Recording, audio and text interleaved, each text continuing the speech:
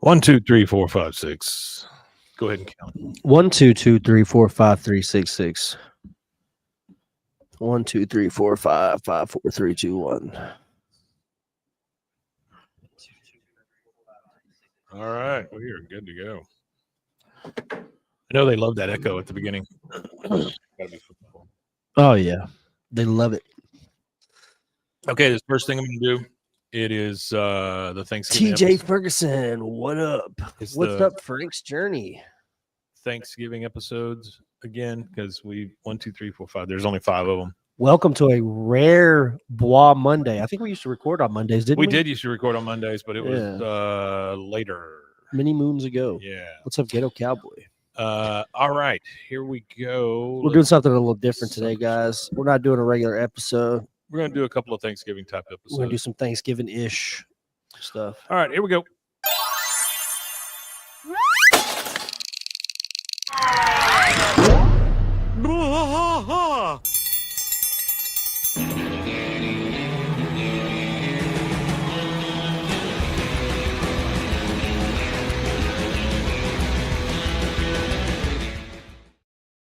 Hello. Hello. Welcome to BWAAA, King of the Hill podcast. I'm Mike. And it's me, Rusty. It's Rusty. We were just talking about Tyler Sheridan. Tyler Sheridan. I think he's got to be one of the best TV writers, maybe of like this generation of TV writers. Yeah. I'll tell you the most of his shows hit. There's not a show yet that I've watched of his that I've just been like, oh, this is boring. I'll tell you the one thing that I do appreciate about him is that, or I'm thankful for, let's put it that way. He writes a lot of the same type of content that you see on CBS, like NCIS and things like that. He writes that type of content, but it's not sappy. It's not. No, it's good. It's goofy, It's somewhat based in I like reality. it. I like it. What I like. He was here in town not long ago. Was he? Yeah. Well, he is only up the street. Yeah. He lives off Possum Lake somewhere. Really? I think. I Really? think it's where the Yeah. ranch is around Yeah. Possum Lake. Which, for those of you who aren't familiar with Texas, Possum Lake is Where the possums go. It's kind of like north central ish Texas. It's like towards Amarillo area, going that direction. It's like the beginning of the Brazos River ish kind of thing. But he's got a big ranch out there. Apparently, he said we got an echo. Uh-oh. Hang on. Let's take a look. I don't know where it's at. Here. We want to make sure we get rid of the echo. Yeah, I don't know where that's at. Okay, 1, 2. Oh, you know what? I think I have an echo. Hang on one second. Oh, he said fixed. Whatever it was. Good. Whatever we did, fixed it. But yeah, okay. So I think that was an internet thing. Yeah, maybe an internet thing. But I watched Landman last, first season whenever it aired, and then now we're on season 2, and I've never watched two. Okay, so season 2 just started. They're introducing Sam Elliott as Billy Bob Thornton's dad. I don't know how you can do that show and not have Sam Elliott in it if he's still alive. Absolutely. You know what I mean? Oh, the way they use him, though, man, the way they use him in season 2 is just. Rusty's fired up about this. No, it is. It was super. I've never been more depressed by a television episode, but entertained at the same time. I've never been more depressed and entertained in 2 episodes because both of the first. I don't know. Nobody starts a season with 2 depressing episodes and it be successful. And it makes me want to continue. I want to see how depressed the third one can be. Ghetto Cowboy 33 does have a point here, minus the wife and daughter. I'm not a fan of that. I'm not a fan of that B plot where we're going to go help the elderly by making them strippers or whatever, or getting them drunk and stuff. Yeah, it just seems so out of place. This is a spoiler alert, so if you don't like spoilers, don't listen to this. It's a spoiler alert for season 2, episode 2 of Landman. It's the B plot, so I don't really care. Sure. So there's a shenanigan they get into. They're at the It's Bobby in a wheelchair. Yeah, there you go. So they get in. They go to the nursing home and they're doing like an aerobics thing or dancing and stuff, and then they're drinking alcohol afterwards. Mm-hmm. And a Department of Health and Human Services comes in, and they're doing like a random inspection, and they're all like dancing and drinking. Well, of course, the Department of Health and Human Service inspector guy tells her to sit down and like puts his hand on her shoulder on the wife, and of course Ty bows him, hits him in his nuts, and elbows him, and then it cuts again. The scene goes like Billy Bob Thornton's on the phone, and he gets a FaceTime from the sheriff. And the sheriff's like, "Well, look what I got," because him and the sheriff have like a buddy thing going on, and it's his wife and his daughter in handcuffs on the curb. And he's like, "Does the Department of Health and Human Services guy got a badge?" And the cop was like, "No, he's not a police officer." He goes, "Well, he put his hand on my wife first, so you unhandcuff them right now." And he ended up unhandcuffed or whatever. But that I'm not a big fan of the wife and daughter plot. The son plot's good. The son plot is good. The son plot might be the better. That might even be the better than the A plot for me. It's a good honestly. One. It's a good one. Yeah, it's two solid storylines to follow are the one with Billy Bob and the one with the son. And then the mother and daughter, I think it's just kind of like, I don't know. I don't know if shows think they have to have some sort of TNA. Well, now she's in college. It's not as weird, and I guess in the second season, but the first season she's like a high school girl. She hardly ever wore pants. She's like a high school girl, and then like the whole dynamic of her in the house with all her dad's coworkers and stuff like that. I think that's kind of iffy. I'm not a big fan of that. But that leads us into other bonding moment. He says yesterday between father and son. Though. Yeah, no, great bonding moment. Yeah, whenever you get to it. Have you seen all the first seasons? I've seen all the first seasons. Oh I haven't started watching the second season because the wife and I watch it together. So. Well, I usually wait till the end. We put on our ceremonial robes. I got you. Light a fire. Watch a show, all that. Yeah. Pour up a glass of non-alcoholic cognac. Non-alcoholic cognac sounds awful. Sounds disgusting. sounds absolutely cognac disgusting. to begin with sounds awful. Yeah, cognac's not that good. And then you take the fun out of it, it's even worse. But so he's got the Tulsa King show out. Yeah. He's got the I have a hard time with the Tulsa King show. I wanted to say Lords of Dogtown. That's not it. It's called Dogs of Lordtown. Something of Kingtown. Oh, Mayor of Kingtown. Mayor of Kingtown. Is that right? Is that the one with season 3?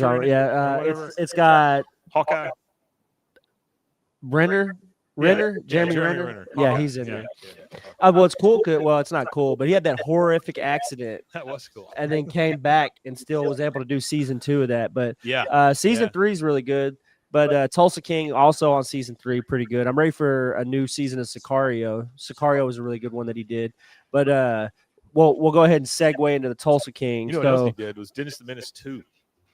No, he did not. No, he did. He was a It'd be great, cop. Though, if he did. He was a cop. Taylor Sheridan was he was an cop. Actor. Yeah. In Sons of Anarchy. He's in like all of his shows, right? I think he shows up in all of his shows. He might. Yeah. He might do a Stan Lee. Well, it's a Stan Lee, Shyamalan, Hitchcock thing, you know. Tarantino, I think, does it a little bit. Tarantino does it not a little bit as too. much. It's funny. He only does it when he casts Selma Hayek so he can suck on her toes. That's the only reason why he cast her for that role.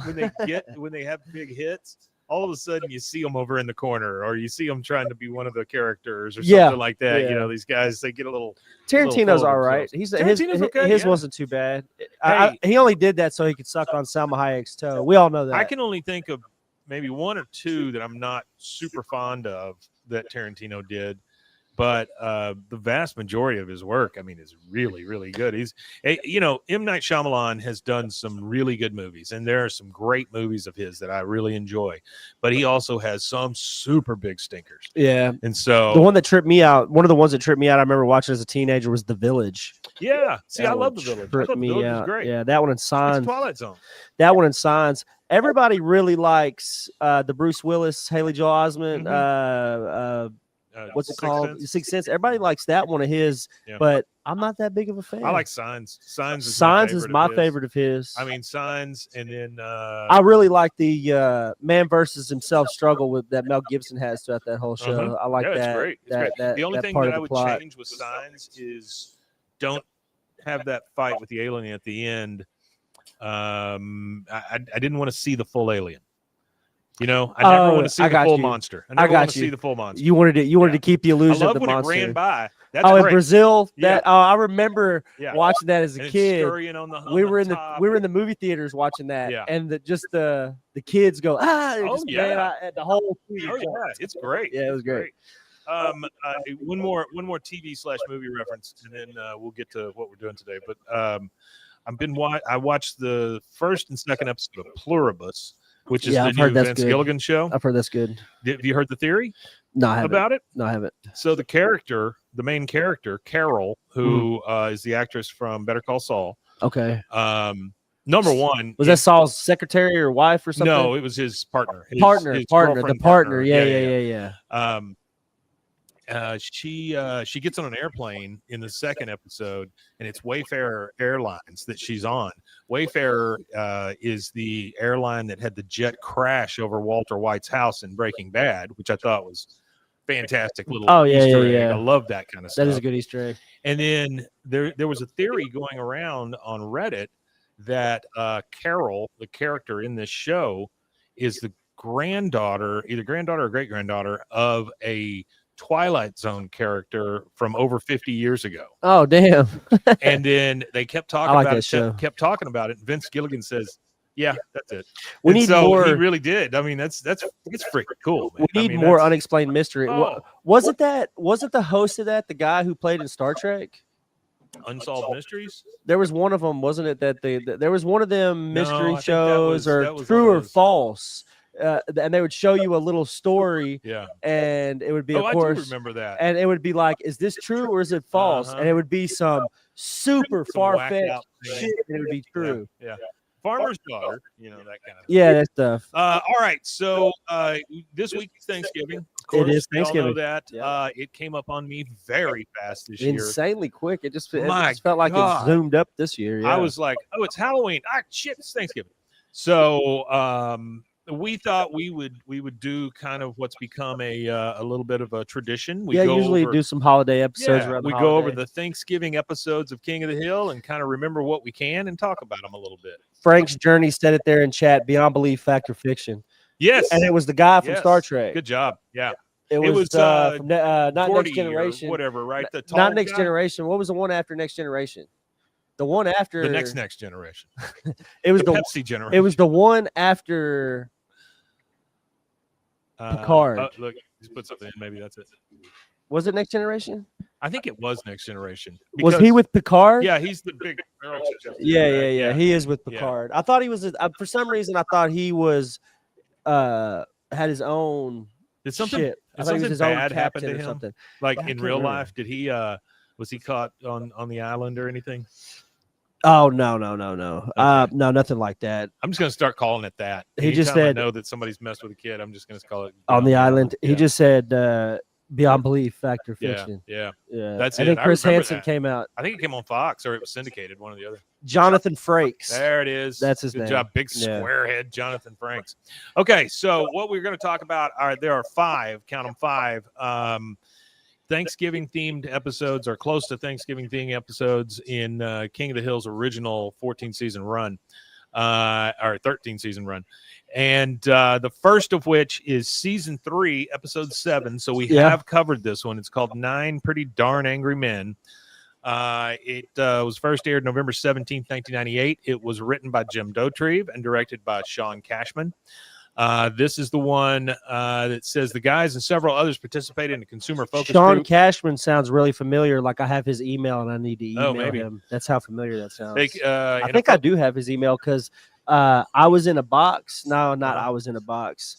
There's some podcast that we have communicated with. Oh, you know what I found out yesterday? What? We're currently in the midst of recording Hellhound season 2. Yeah. And Lisa Foyles, that used to be on All That, she did a character in it for this one. Yeah. Oh, she did. Yeah, we've got a couple of. That's cool. We got a couple of people that have been in actual movies, actual TV shows in this season. So that's cool. I'm excited to listen to it. Yeah, that's cool. No, Sean Cashman. Yeah, I'm pretty sure I have his email. That'd be great. I appreciate it. This is where they participate in a focus group about the lawnmower. So Hank's that was a good episode. Yeah, Hank's not pleased by the mower presented in the way that Cotton treats Tilly. Meanwhile, Bobby helps Luann get over Buckley, and Peggy falls asleep at a shoe repair shop. So that's the one where she gets locked in the mall, right? Yep. And then Thanksgiving's kind of ruined or whatever. It's not really ruined because in the end, it says, meanwhile, after spending the night cutting coupons for early Christmas shopping, Peggy spent the entire episode sleeping at a shoe fixing store to get the rubber sole over loafer fixed. She's got big shoes. She can't afford to keep buying them. Here are a lot of material. It's got a little bit of everybody in it. There are 3 quotes here that this King of the Hill wiki has chosen. Cotton, one of his quotes is "pump jockey." So I'm assuming he's talking about a guy who pumps gas. That's what he calls Hank sometimes. Hank. That is what he calls Hank. Yeah. Hank says, "I am not a pump," and Cotton says, "Works for tips." I love that. I think that's fantastic. That is funny. Yeah. All right. This episode title or play on 12 Angry Men, one of my all-time favorite plays and movies. I have always, Rusty, wanted to make a 12 Angry Men with kids. That was your echo right there. That's the headphones. echo. Yeah. I could hear it. I just now heard it. After I all usually this time have it over recording. here. I usually have it over here just so I can hear the music. But I've always wanted to put on a play of 12 Angry Men, but I just want it to be children. That'd be funny. That would be great. Or each character's 2 children stacked on top of each other in a trench coat. God, that's even better. In a trench coat. Everyone's in a trench coat. So really, the actor is the top kid, and the kid at the bottom is just trying to balance the whole time. Yeah. Oh boy. Yeah, that sounds really fun. It would not be fun for the children, but it would be fun for me. Let's see. When Khan gets bored and spins in his chair, he sings the song "Rock the Casbah." Lane Prattley states that he owned Prattley Ford and Prattley Hyundai, and he's got his eye on Prattley Cadillac, which he doesn't own yet due to his dad not doing so well. According to Boomhauer, he received a settlement, a workers' compensation from his former job as an electrician, which explains why he doesn't have a steady job.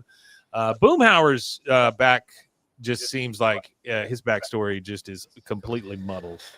It is. Unless that's just like a cover or something. Yeah, it could be. I don't know. I don't think he's that deep into the law enforcement game to be having to pitch cover as an electrician or a woodworker or a carpenter or something. So our second episode is from season 4. This is the one that I think everybody remembers. This is Happy Thanksgiving.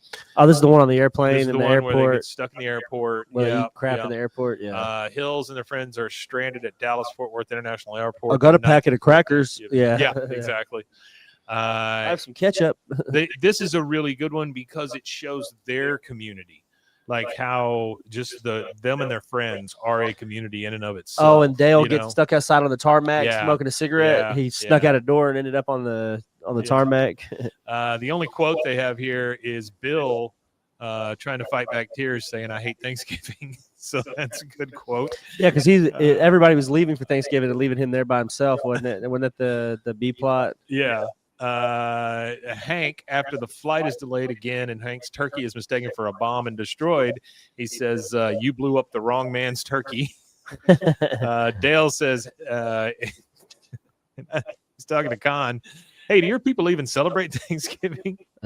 John Redcorn. Oh, he's speaking to John Redcorn. And John Redcorn said, "We did once." Yeah, once. So good. Luann, "Uncle Hank, some gentleman just asked me to join the Mile High Club. Could you get me an application?" And Hank says, "Well, Luann, I imagine they have them on the plane." Sometimes it turns out well for these guys by not knowing the vernacular or not knowing what people are actually talking about. His naivety too. Yeah, I will say this though. Let me just say something real quick. I did do the notes for season 8, episode 5. This is the one where Peggy goes to Mexico and tries to be a tutor. Oh yeah. Monsignor, that's a good one. Martinez. Yeah, it's a good one. The only thing I when she got on the airplane, I had the thought, "Oh my God, did he tie this back in season 14? Are they in the same gate or something?" Right? Oh yeah. So she leaves from gate 3 in season 14, episode 1. They come in on gate 3A. So So it's some little it bit. makes me think that they're sticking pretty close. I wonder if they there. dug that up, or 3 just happens to be the random number they choose. Could be, maybe it is. It'd be super coincidental. I just because thought, man, the animation styles are extremely different. The technology used to create both of these shows is extremely. I also different. had that Vince Gilligan airliner thing in my head too, so maybe I was looking a little too hard. But that's a really good Thanksgiving episode. The third one is Spin the Choice, which is also a fantastic Thanksgiving episode. It is the 88th episode. That one's funny. It was November 19th, 2000. That's the one where Bobby does the. That's the one where Bobby says he's worried about self-hate. Yep, self-hate. And then Peggy builds the big cardboard Spin the Choice thing, which is just, it's insanity is what it is, because all the rules change and nothing ever works right. The quote here is, "Oh my God, it's so juicy," coming from Hank, which that is definitely a T-shirt. I know it's not a Thanksgiving episode, I don't think, but what about when Bobby cooks a turkey? Yeah, I don't know if that's one of them or not. I don't think it is a Thanksgiving episode, but it just had a turkey in it. I remember because I remember Peggy sabotages his turkey. Well, now there's Goodbye Normal Jeans is the next one. It says when Bobby easily outshines Peggy in cooking, cleaning, sewing, I thought tasks, her jealousy reaches an all-time high and threatens to ruin Thanksgiving. So yeah, this is it. Yeah, because she sabotages the damn turkey. That's funny. That's the next one. Yeah. But yeah, always why I remember is because I've been season 7, episode 4. I've been having Adult Swim on in the background when I'm playing video games. I can tell you something. What? Freaking Swimmer's Ears been getting a bunch of hits here lately. Yeah, we need to get back on it. I guess so. Well, people found it. Well, not only that, never. It was just because I got sick. That's true. And when I got sick, it took me like 6 months to recover. Yeah, it took a long time. I've never been that ill ever in my life, and the energy levels. Surgeries. Back to back. It was like a lot at once. Boom, boom, boom for a while there, man. Yeah. Because that one's not that hard to do, but I think we should do that one the same way that we were doing. Yeah. Yes. The same way that we were doing Probably the other so, BWAAA. Yeah. Do it a little differently. That would be cool to bring that back. I did it. And then honestly, what we could do too is how we have this here. Yeah. As long as we have the video small, sure, we can play the video, and as long as we're pausing and stuff like that, and we could do like they do for like the live reacts. Yeah. And we can start doing good with that. We start doing video with it too, because I already have all of this stuff set up for the. I'm pretty sure there's a YouTube channel for that and everything already. Okay, cool. I think I have all that set up. That'd be great. All right, so that is the one where he outshines her. They all come together at the end, and then the final Thanksgiving episode is Nancy Does Dallas. We have not gotten to this one because it is season 13. We're not there yet. Hang on, we're getting there. Yeah, it didn't air until 2009. Nancy cheats and backstabs her way to being top news anchor when a news story about a possum being brought to school nets her a job at Dallas. Still, she finds the ride downhill to be a bumpy one, especially when she appears at the Thanksgiving Day parade drunk. Meanwhile, Dale tries to remodel his house to prepare for global warming's effects, but he ends up being injured by Bobby. Okay. I don't remember much about this one because when you get into those real late seasons like that, I don't know anything about them. Honestly, there's a handful of lucky episodes. Yeah. I remember the one I remember specifically is because it's a Waco reference. Yeah. Is when he takes Bobby. He takes Bobby to the Frito-Lay deal. He was talking to Bobby. He's like, "You never had a chip till you had one off the line," and pretty good. He tries to take him to the Frito-Lay thing, and they wouldn't let him in. And he was like, "Well, dang, they let me down there when I used to work at the one in Waco, but there's not even a Frito." Oh, there used to be. There used to be, I believe. Yeah. In the 90s, there used to be a chip. The one quote from this one, and I don't know who this guy is. I'm assuming he's a TV anchor named Wade Bixby. The quote is, "I'm Wade Bixby." That's the whole quote. So I love that. All right, so that's the Thanksgiving episodes. This was a light lift for us today, guys. It's been a hell of a year, especially in the last couple of months for me. Yeah, you've had a lot going on. Yeah, we had some family move into the house with 2 small kids. That has been quite the adjustment. One of them may or may not be criminally insane. I had my son move in and out a couple of times. had a couple of surgeries. You got sick. You changed jobs. Yeah, and my job's great. I love it. We've grown and grown and grown here, so there's been so much more to that. My mother had cancer, and now she's in hospice, and had to deal with all that because I'm an only child. So if I don't do it, who's going to? But having said all that, we have been as consistent as any podcaster we could be, possibly could, through everything that's happened. You know, that's the thing about podcasting. Life still happens, you know, and you have to got to go through it. Things. Yeah. So, but this is a basically a pre-Thanksgiving Day episode, and I just want to say thank you to all of you. You guys have been here for us for how many years now? 4.5, almost. Quite a few, yeah, quite a few. Yeah, it's been a while, and you guys keep growing in numbers, and we do appreciate it. And the only way that I can see that we are growing is because of you guys. Via you guys, you tell other people, they tell other people. You just find us sometimes, and the ones that make me the happiest are when you tell me that you listen to us at work or you know, on your way to work, on your drive, all that stuff. I love that stuff. It's absolutely great because I hope that we can bring you a stupid little chuckle or a full out laugh. We enjoy doing this quite a bit, or we wouldn't still be doing it. But you guys are the ones that make it so enjoyable. So thank you to everybody. I was in a box. Artie, you're always here. Frank's Journey, I don't know if we've met, but you have been super loyal as of late, and I sure appreciate it. Yeah, Ghetto Cowboy. I have him on Instagram too. He corresponds. There's too many to mention, but you guys, Jordan, you guys are just you're the heart and soul of this show. This is your show, and we are merely here to present the stuff and talk straight to you guys. I hope it feels like we're talking to you, and that we can help. Frank's Journey says, wanted to say you guys once mentioned you could use a translator for Spanish scenes. If that's ever a need again, I can help with that. Yep. Yes, Frank. Yes. If we ever need it, we'll let you know. Man. Yes, I would love that. I don't know how many more Spanish scenes we have. Now, there is a technology that I viewed not long ago that can take our stuff and turn it into Spanish. Not only that, it matches our mouths to the words. Yeah. Think about that for a second. That's crazy. I have a whole thing in Spanish where I did this little podcasting tip, and then they turned it, and it was like I was just speaking Spanish like I recorded it, like I knew it. That's crazy. It was nuts. Yeah. But anyway, thank you guys. I hope you all have a wonderful Thanksgiving.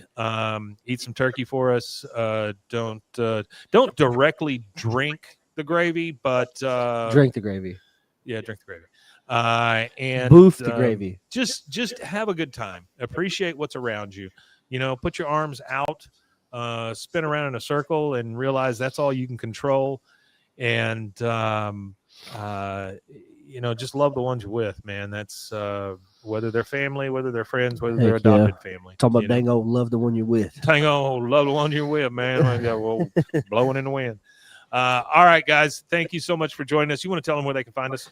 Guys, you can find us at BWAAA KOTH at most, if not all, social medias. You can also find us on YouTube at BWAAA KOTH. If you're an audio listener and you want to upgrade your lifestyle from audio to visual, come on.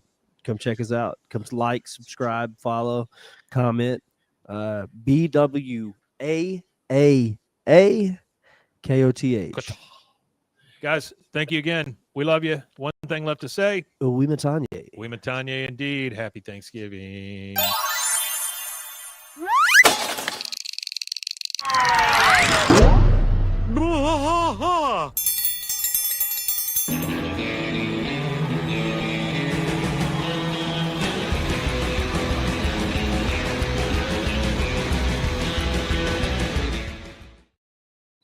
Okay, we're gonna do a short little thing for Friday. A little quick Friday. Just to thank you, Franks. By the way, yeah, you are a blessing every time you show up. I thank you so much. Yeah, we appreciate it.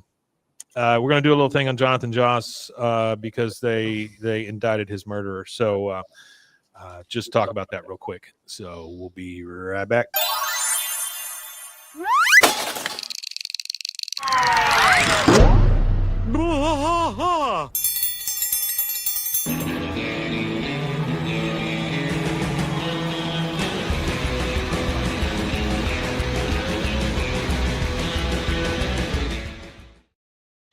Hey, everybody. Welcome to BWAAA, King of the Hill podcast. I'm Mike. I'm still rusty. Well, that's because it's not recording. Oh, Yeah, okay. I yeah. got you. Red to me just, Yeah, it just makes yeah. me think live. We were looking at recording. a button and he goes, red to me means recording, green doesn't, and it's flashing green. I'm like, oh shit, I never hit the button.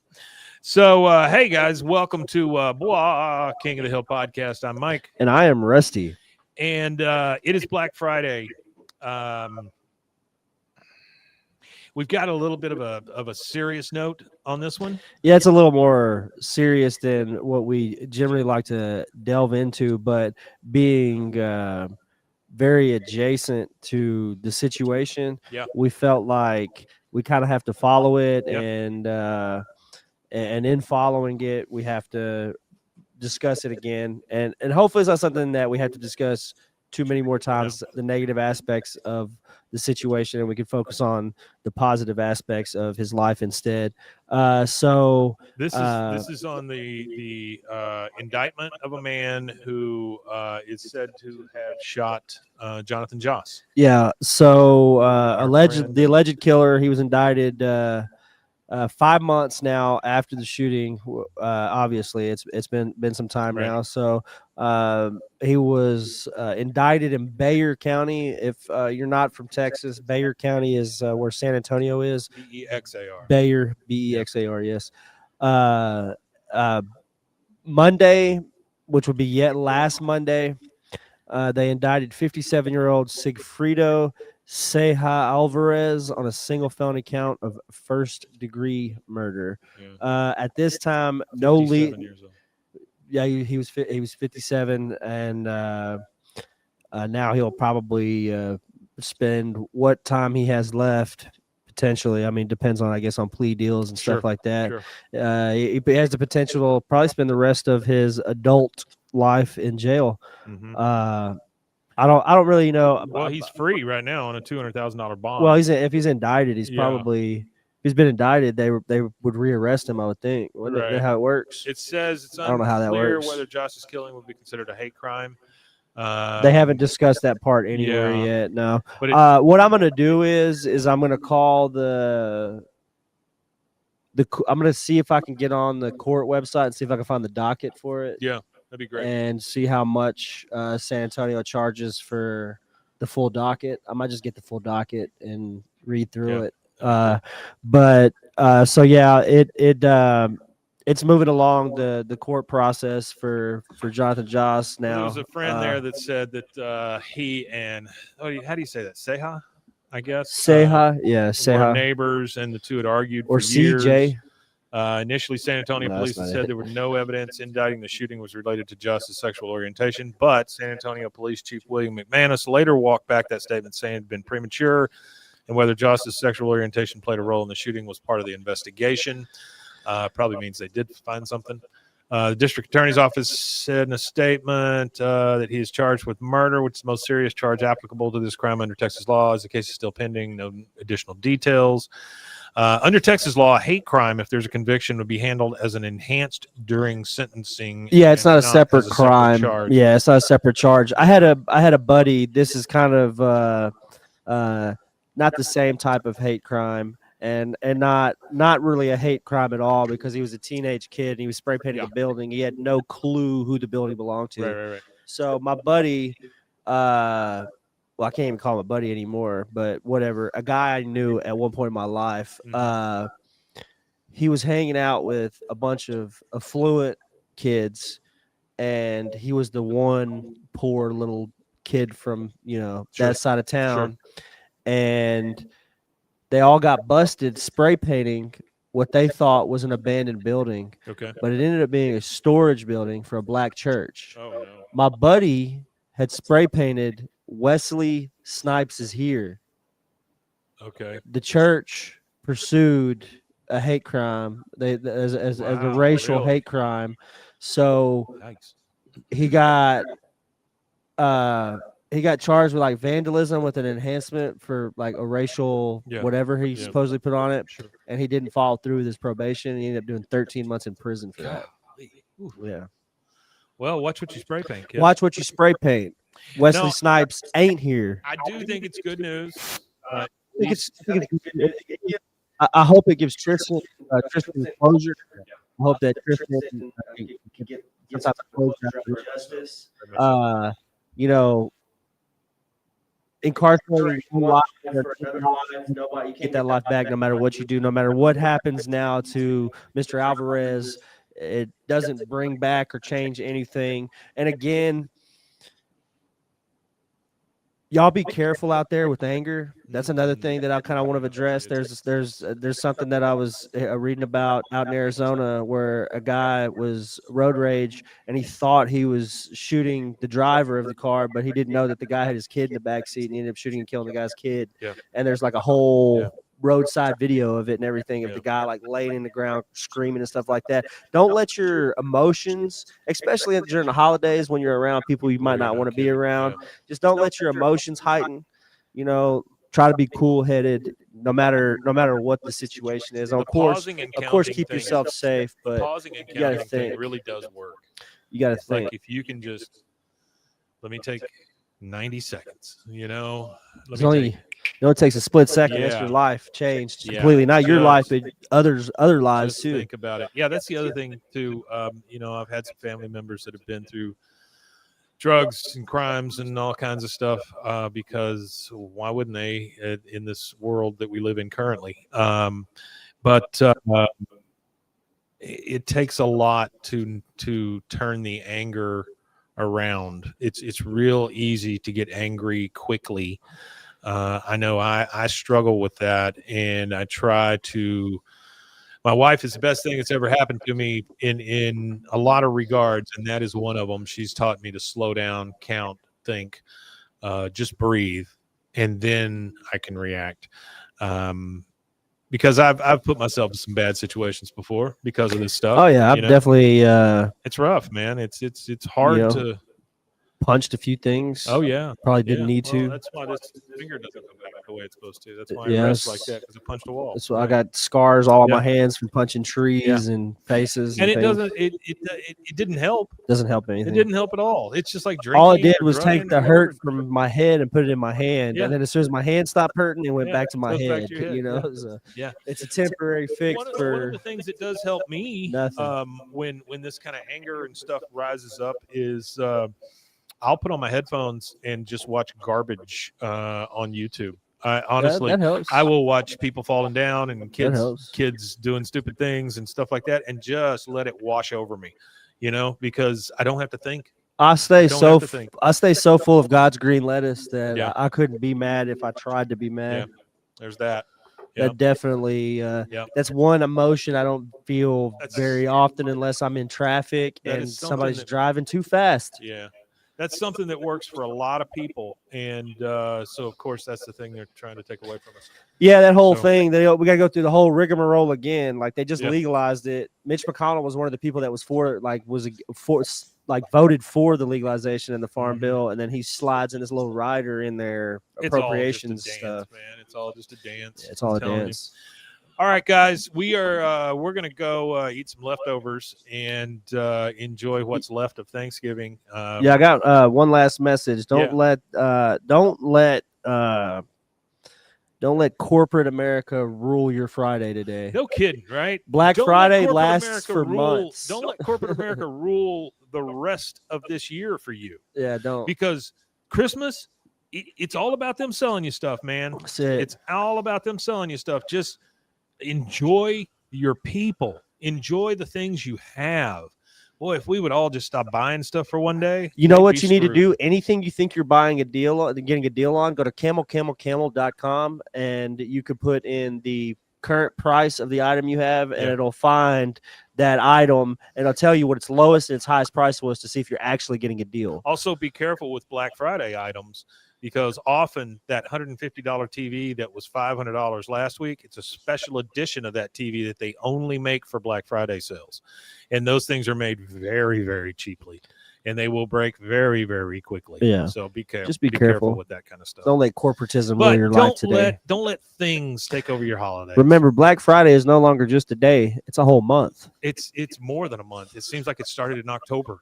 The sales are great. Like I never understood Halloween sales. Like, what, you're selling TVs cheap just because it's Halloween? Like, come on down, buy a TV. Well, it's like we used to have the President's Day mattress sales. What do mattresses have anything to do with President's Day? I don't know. I really stopped caring about TVs. Arbor Day shoelace sale. Whenever TVs stopped being furniture. Yeah. Whenever they took when TV used to be like, you used to walk into a room and it made a statement. Sure. You could set things on it. And now it's just he's hanging on the wall and forget it's like a mirror. It's just else. a mirror to hell. A mirror to hell. A mirror to hell that hangs on your wall. Happy holidays, folks. Happy holidays. No, seriously, we appreciate all you guys. Thank you so much. Hope you had a great Thanksgiving yesterday.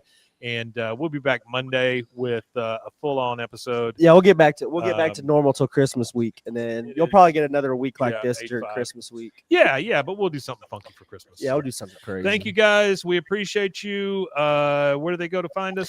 You can go to BWAAA. That's 3 A's like AAA. No waiting. AAAKOTH. That's at most, if not all, social medias, and you can go to our YouTube. If you're listening to this on audio, you can go to youtube.com/@ put the @ symbol and then BWAAAKOTH, and that'll take you directly to our page, where if you're an audio listener, you could just still listen to your audio over there. But boom, if you want to upgrade your lifestyle in 2026 from audio to visual, you could go ahead and start watching Mike and I instead of just listening to us. We live stream every recording. Good, bad, indifferent, ugly, otherwise. We record and then we polish and then put it out Monday and Friday. So burn your retinas with these two. Come hang out. Yeah. Come to the live stream. If the more people we get on the live streams, the more we'll be apt to create something to where we just do some live stream stuff that just goes to live stream that the podcast guys won't get. So I'm gonna give you one last thing here. There's a little video. If you like Mike Judge stuff, there's a little video I watched on I don't know why I did this. There's a little video on YouTube. A little that is 15 things you didn't know about Office Space, and I watched that the other day. And did you know they gave Mike Judge first crack at rebooting The Office after Office Space? And he opened it up. There was the treatment for it where they were describing what it was, and it said where The Office succeeds, where things like Office Space failed. He closed it and said no, and then because they insulted him. Yes, in a insulted pitch. his own movie in a pitch. And he's not a guy that has to take the job. No, he's got the bread. He can go do whatever he wants. So his buddy, Greg Daniels takes it, and there you go. It's history. So I'm surprised. That was the most interesting thing I learned in that. I might research that. I wonder if he ever collabed on any episodes. I don't know. If he had any writer credit or wrote a line or did something. I don't know. I just thought that was super fun and interesting.